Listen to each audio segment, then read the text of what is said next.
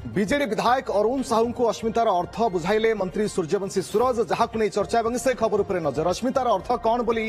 अरुण का प्रश्नर लिखित उत्तर रखिंट मंत्री सूरज सूर्यवंशी कहते जे ओडिया अभिधान रे अस्मितार अर्थ मु पण अहंगान एवं मु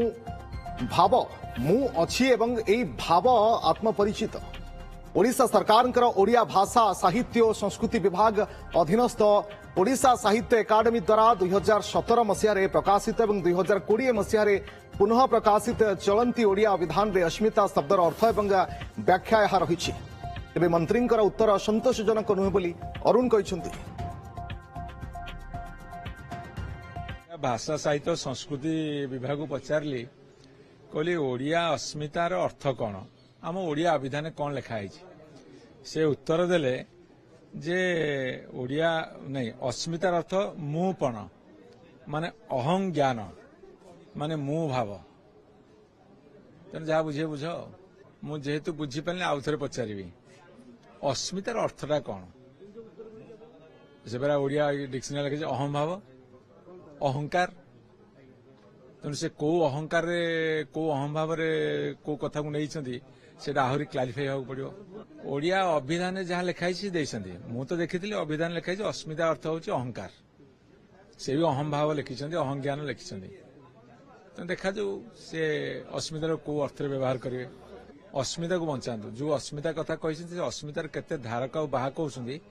से उत्तर मु खोजुची से उत्तर आंशिक आसी पूर्णांग उत्तर अपेक्षार अच्छी से समय सरकार अस्मितार शब्दटा जहाँ बुझी आज आम केवल कोट कर अस्मिता हूँ गोटे विशेष्य बी लिखाई जोड़ा विशेष्य मु पण अहं ज्ञान मु भाव मु अच्छी यही भाव बा आत्म परिचित एटा हूँ अस्मिता। तेणु अरुण भाई जो कथा बर्तमान मु शुणिली कहते निश्चित भाव में मोठू अधिक ज्ञान तांकर मोठू अधिक अनुभव अनुभूति कथा को सम्मान जनाऊँ किंतु से जो कथा को